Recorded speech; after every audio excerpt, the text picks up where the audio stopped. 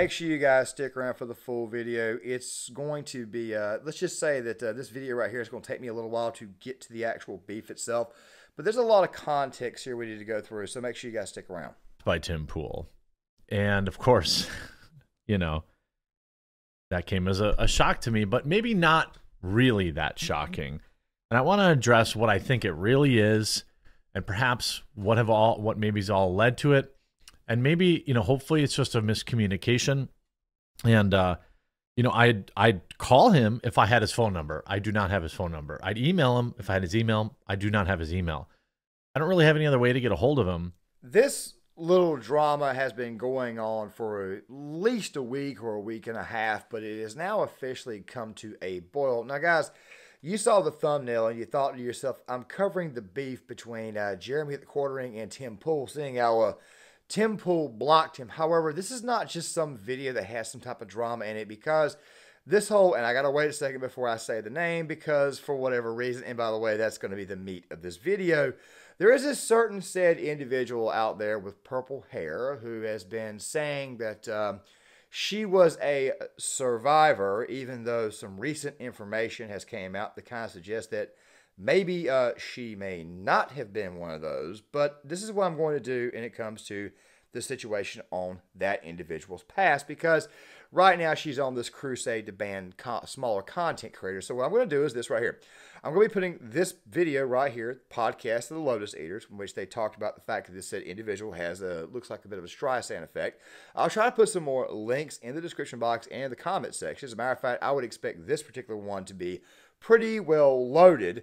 And I'll let you guys kind of see it for yourself, because if I went through every single thing with a fine-tooth comb, this video would probably be about 2 or 3 hours long. But I'm not going to do that. Instead, I'm going to talk about the chaos that this right here kind of causes for small content creators. So now it's I can actually talk about this. So Eliza Bleu claims to be a human trafficking survivor, and for a while there, many people kind of let's just say they kind of bought into this. Tim Pool had her on. Now, really quick, Tim, I think, has had her on twice, and right now he's got his one of his reporters or one of his lead writers, one of his lead investigators, Shane Cashman, in on it. But the problem is this right here.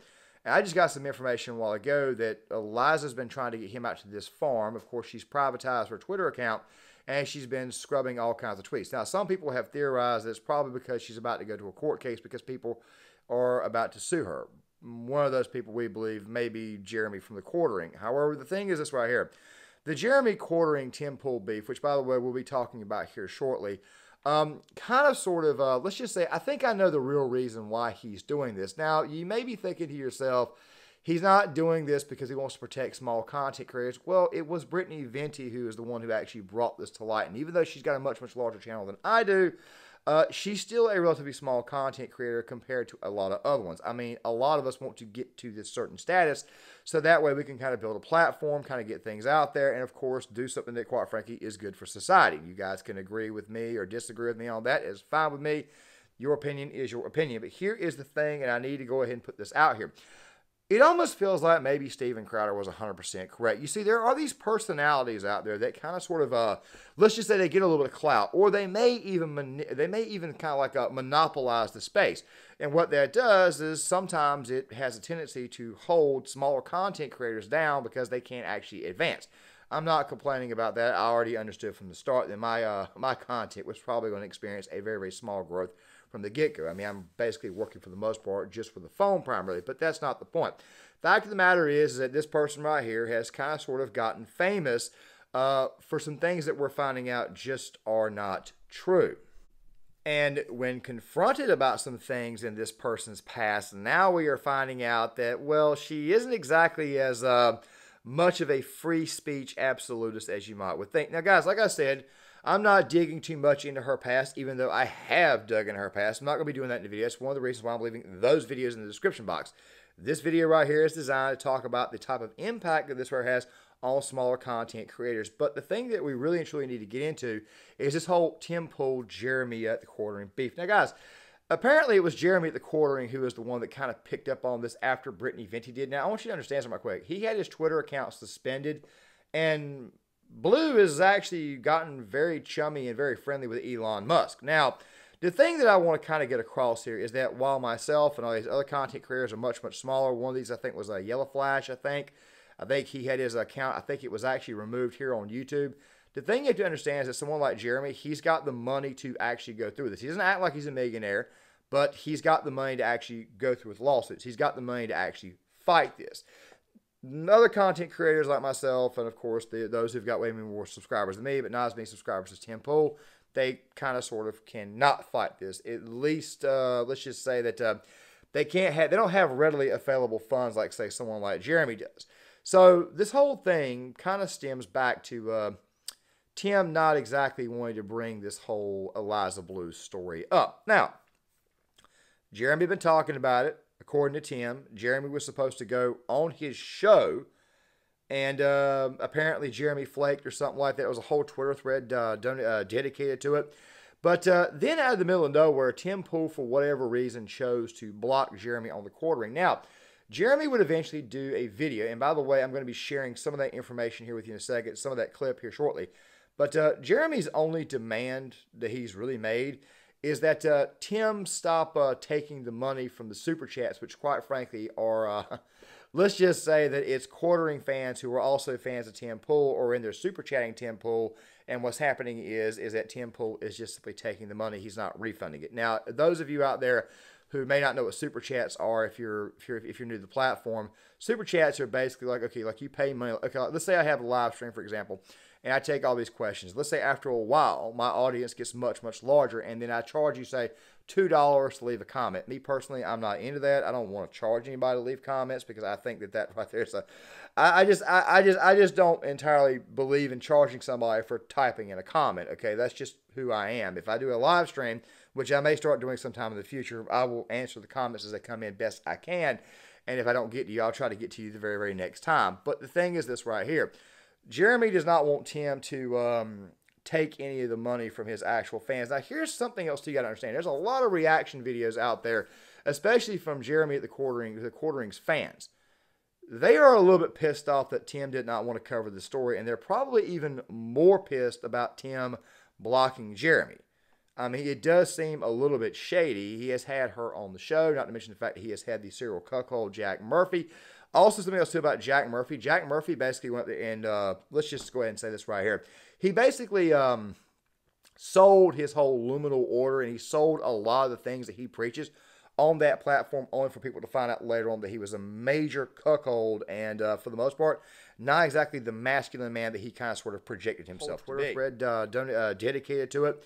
But then out of the middle of nowhere, Tim Pool, for whatever reason, chose to block Jeremy on the quartering. Now, Jeremy would eventually do a video, and by the way, I'm going to be sharing some of that information here with you in a second, some of that clip here shortly. But Jeremy's only demand that he's really made is that Tim stop taking the money from the Super Chats, which quite frankly are, let's just say that it's quartering fans who are also fans of Tim Pool or in there Super Chatting Tim Pool, and what's happening is that Tim Pool is just simply taking the money. He's not refunding it. Now, those of you out there who may not know what Super Chats are, if you're new to the platform, Super Chats are basically like, okay, like you pay money. Okay, let's say I have a live stream, for example, and I take all these questions. Let's say after a while, my audience gets much, much larger, and then I charge you, say, $2 to leave a comment. Me personally, I'm not into that. I don't want to charge anybody to leave comments because I think that right there is I just don't entirely believe in charging somebody for typing in a comment. Okay, that's just who I am. If I do a live stream, which I may start doing sometime in the future, I will answer the comments as they come in best I can. And if I don't get to you, I'll try to get to you the very, very next time. But the thing is this right here. Jeremy does not want Tim to take any of the money from his actual fans. Now, here's something else you got to understand. There's a lot of reaction videos out there, especially from Jeremy at the Quartering's fans. They are a little bit pissed off that Tim did not want to cover the story, and they're probably even more pissed about Tim blocking Jeremy. I mean, it does seem a little bit shady. He has had her on the show, not to mention the fact that he has had the serial cuckold Jack Murphy. Also, something else too about Jack Murphy. Jack Murphy basically went there and let's just go ahead and say this right here. He basically sold his whole luminal order, and he sold a lot of the things that he preaches on that platform, only for people to find out later on that he was a major cuckold, and for the most part, not exactly the masculine man that he kind of sort of projected himself to be. I've also warned Ron DeSantis stands, especially those on Twitter, that if he aligns himself with Jack Murphy, you're going to lose a lot of men right there because he was exposed to be an absolute cuckold. He's not exactly the masculine man that he claims he is. He looks that way, and of course, we got this little photo here from Jeremy, which I thought was kind of funny because you know about Jack Murphy's little beard or whatever. I'm not even going to mention that. But the fact of the matter is this right just looks completely shady on Tim's part. Now, before we get that clip, I want to say this right now, just in case the hair does ever get out, and maybe say if it gets to Tim or if it gets to Jeremy or it gets to whoever, I want to go ahead and let you guys know right away that a good portion of Tim Pool's audience is also largely, how do I say, connected to Jeremy too, because they kind of sort of fall along the same lines. I wouldn't say the same lines of thinking. I would just say that a lot of quartering fans are still fans of Tim Pool's. And if you go to this particular video here and you look through the comments, it's basically one negative comment after the other. And this was the day after he did the stream. Now, with that out of the way, let's go ahead and roll this. The surface of a really weird look, but there are a lot of things that perhaps could have led up to this. And, you know, I'm not mad at Tim. I really don't. This video is not like, go unsubscribe from Tim. I just want to address, you know, because, you know, normally if a content creator blocked me or something, it might be good for a meme or two. But this is different because, you know, Tim and I share a huge audience, and I don't want you all to feel like you have to choose. I think you should watch whomever you wish. And it's important. The most important thing in all of this to me in this video is that the people that watch us both don't feel like I'm asking you to choose. I would never want that. And the people that watch me exclusively, you know, I would suspect that we have more than a 50% crossover. So, you know, I don't really want to turn this into a war or anything. You know, I think that you can do a base level of research, but if you have guests every night, it's not like you're going to dig all the way into their past. And to be honest, even if she was a liar or a grifter, no one really cared until she started taking advantage of Twitter systems to ban and silence critics, and also then YouTube. Again, that's the issue here, and I want everyone to remember that. Yes, Eliza Bleu appears to be just another grifter. Toss her in the pile with Jack Murphy and everyone else, okay? However, what I'm concerned about, and what you're you know, we know that after Jack Murphy was able to, you know, build an $80,000 a month roughly business out of his viewership, and he didn't say much about it, he certainly wasn't going to say anything about Eliza, who didn't really do any of those things. You know, I think somebody that uses, you know, a platform of a creator to extract money from their viewers, that's something that you have to probably address. If it's just you had a bad guest, whatever, it's whatever, you know. I know Tim will watch this video. Hi, Tim. You know, I'm not always the most unending barrage of fans in his chat has certainly gotten to him. He made some sort of off-the-cuff mark last night that people sent to me. He's angry about getting spammed about Eliza Bleu. I 100% understand that. It's been relentless for weeks. But where I think Tim is misplacing blame here is he must think that I've told them to do that. I've told you to do that, which of course I've never done. And I think he also underestimates just how many viewers we share. You know, people that watch certain content on my channel, you know, also watch him. And so they know about the situation. They want him to talk about it. Now, I can't speak for if those people said horrible things about him. His chat moves so fast because his show is so popular. I can't even keep up and read what's going on. But, you know, what I will say is, you know, if all those super chats, you know, probably $10,000, $15,000 in super chats over the last week of people asking to talk about the story, if they really bothered you that much, then, you know, maybe you should refund that money.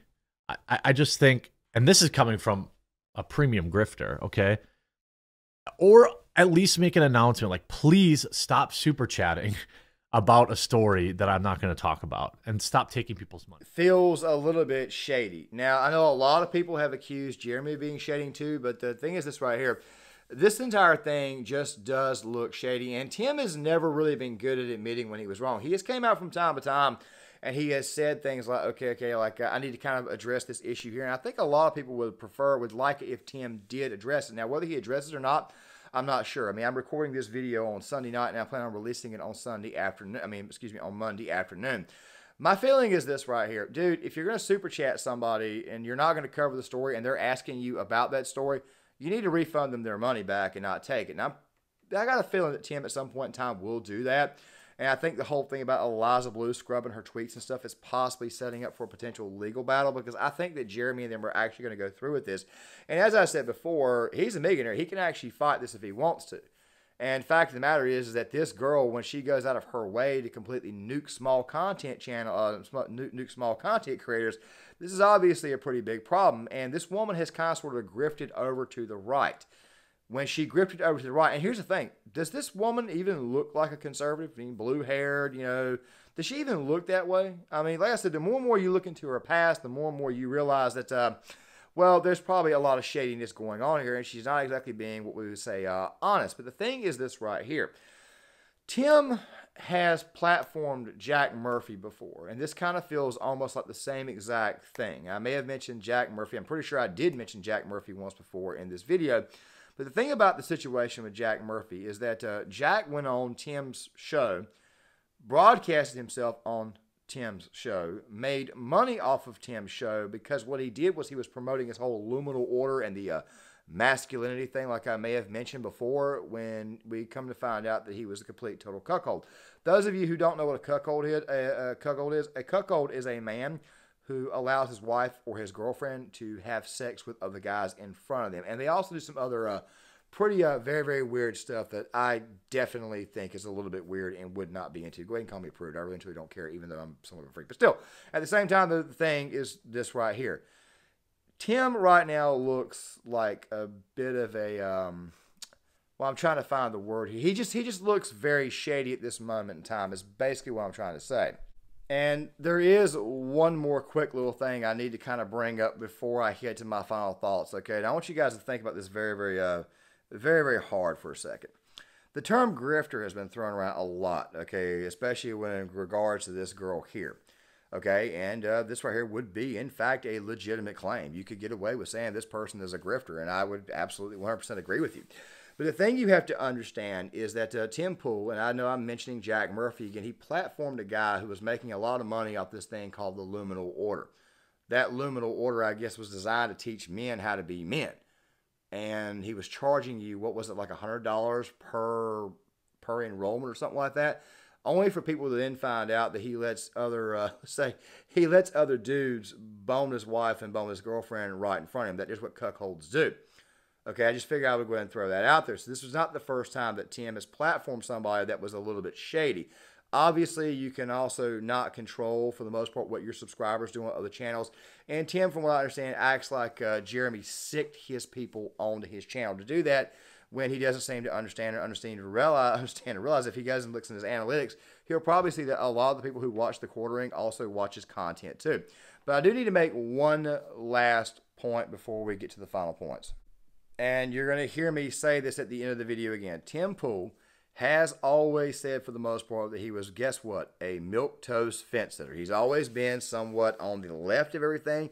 He's definitely not a conservative. I'm not saying don't go watch him or anything. I mean, hell, like I may have even already mentioned that I watch him from time to time as well. I'm pretty sure I'll bring it up again in the very next segment. But the thing you have to understand is that he still very, very much is in that lefty spirit. Let me give you an example of what I mean. I'm pretty sure some of you guys have heard that Mr. Beast, and I was about to make a video on this because I thought that the take that came from the two people that I'm about to mention was absolutely freaking batshit crazy. But I'm pretty sure that most of you know that Mr. Beast paid for like 1,000 separate people to have their cataract surgery done, to have procedures done on their eyes so that way they can see. Basically helping the blind to see again. That's a good thing, right? And even if he wasn't 100% like, how do I say, pure and innocent about it, still though, that's 1,000 people. A rich man obviously took care of this. Hassan Piker, one of the biggest grifters out there, and I know somebody from his group may come into the chat. Yeah, I don't even go near Hassan's page, because if you just go near it, you kind of like lose 30 or 40 IQ points the minute you do that. He got into it complaining about Mr. Beast taking care of this. He basically was angry as hell. He, by the way, he did this while his niece was standing like right beside him looking at things. And she's like, oh, this is so cool, very sweet. Oh, man, I hate Mr. Beast, which is basically what he did. Which is also funny because his uncle, Jink, the zealot, he came out and basically said that Hassan was a complete tool bag and a complete idiot, which, by the way, shocked the hell out of me that Jink would actually say that what Mr. Beast did was a good thing, because Jink is one of those people who just, anything good in the world, he's got to friggin' hate. These people are crazy. Tim got into it with Hassan the other day. What the hell do you think Tim did? He, to a certain degree, sided with Hassan on this. Basically felt that the government should be taking care of stuff like this. I'm throwing this out here so that way you guys can know right off the bat that he is not some type of a conservative mind. People on the right have to remind people on the left that Tim Pool is not some far right guy. If anything, he's basically what the hell he's always said he was. A milquetoast fence sitter, probably waiting to jump the other side when he gets the frickin' chance. And really quick, I wanted to add this last little tidbit in on Hassan, because I know that some Hassan people may come in here and they may get upset the mere mention of Hassan shows up. Hassan Piker is not a socialist. He tells you he's a socialist, but he's not a socialist. His audience is mostly socialist. As a matter of fact, a lot of the left-wing personalities are not really and truly as left as they say they are. They've just been kind of like pushed in a certain direction by their base. Hassan Piker, the actual income of this man was released recently. As a matter of fact, Sean Fitzgerald did a video on this. I'm just going to kind of like just leave the card up here for you guys, where he actually disclosed Hassan's overall revenue. It's about $200,000 friggin' dollars a month. That is just off of Twitch alone, even after taxes in the state of California. It's still a whole hell of a lot more money than any small content creator will ever make. It's probably more money than, hell, even Jeremy thequartering, if you actually sit down and think about it. It's a lot of money, especially considering the fact that he's also on YouTube as well and getting paid by YouTube. The thing that you have to understand is this right here.